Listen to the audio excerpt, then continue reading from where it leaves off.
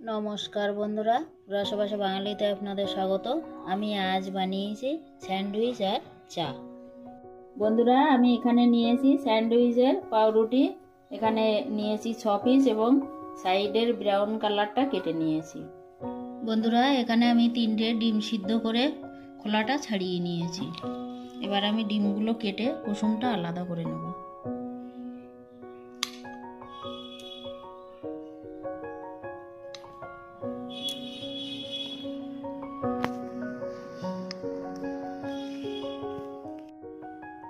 ডিমের কুসুমটা আমি আলাদা করে নিচ্ছি।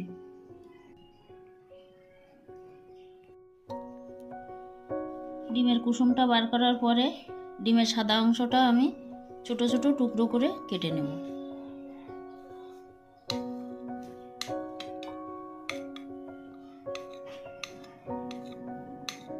এইভাবে আমি সব কেটে নেব। ডিমের কুসুমটাকে আমি ম্যাশ করে নেব।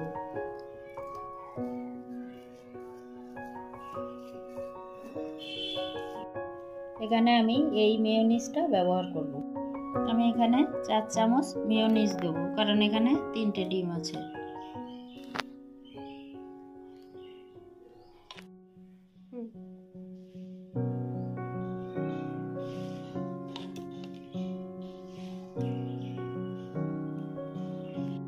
আমি এখানে পেঁয়াজ কুচি করে নিয়েছি আর লঙ্কাগুলোকেও কুচি করে নিয়েছি। এবার দিয়ে দেব কুচি করে রাখা পেঁয়াজটা, পুরোটাই দিয়ে দেব। এবার আমি কাঁচা লঙ্কা কুচিটা দিয়ে দেব। যে যেমন ঝাল খাবেন সেই বুঝে লঙ্কাটা দেবেন। এখানে দেব স্বাদ মতো নুন। এখানে দেব ছোট চামচের 1 চামচ গোলমরিচ গুঁড়ো।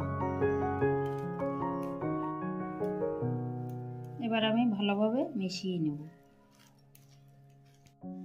বন্ধুরা, এই মিশ্রণটার মধ্যে আমার আরও 1 চামচ মেয়োনিজ লেগেছে, কারণ এটা একটু গ্রেভি গ্রেভি মতো হবে। একদম টাইট ফিট হলে খেতে কিন্তু একটুও ভালো লাগবে না। একটা চাটু বসিয়েছি, এবার আমি পাউরুটিগুলো সেঁকে নেব।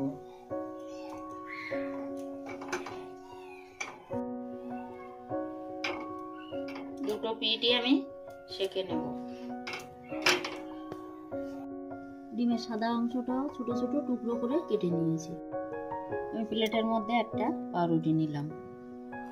এবার আমি ডিমের কুসুম, পেঁয়াজ, মেয়োনিজ সব কিছু দিয়ে যে মিশ্রণটা বানিয়ে নিয়েছিলাম, এবার আমি পাউরুটির গায়ে লাগিয়ে নেব। পুরো পাউরুটিটার গায়ে আমি লাগিয়ে নিলাম। এবার আমি ডিমের সাদা অংশটা দিয়ে দেব।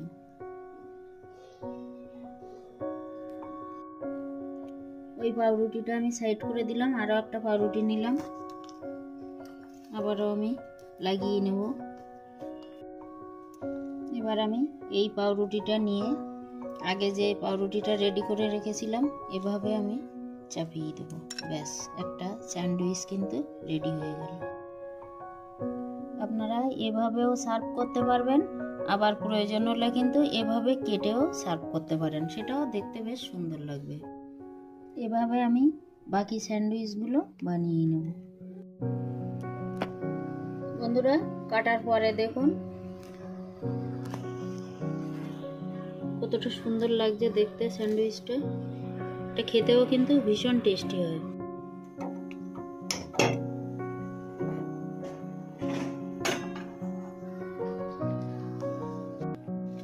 আমি এখানে 1 কাপ দুধ বসিয়েছি আর 1 চামচ চিনি দিয়ে দিলাম।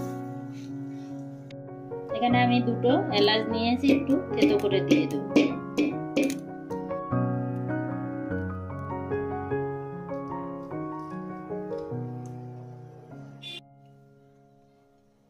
এক কাপ দুধে 1 চামচ চা পাতা দেব,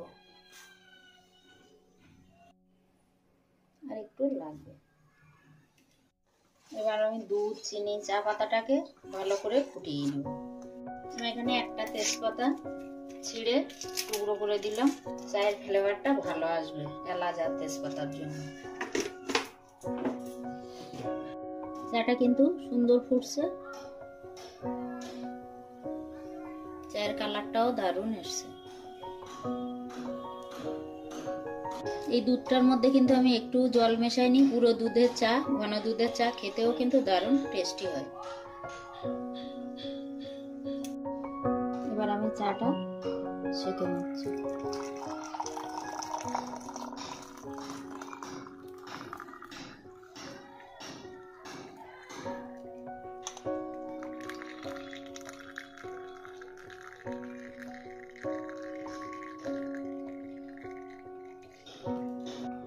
তাহলে বন্ধুরা একদিন সকালবেলায় চা এবং গরম গরম স্যান্ডউইচটা ট্রাই করে দেখবেন, সত্যি খুব অসাধারণ লাগে। বাড়িতে বানালে কমেন্ট বক্সে জানাতে ভুলবেন না কেমন লাগলো।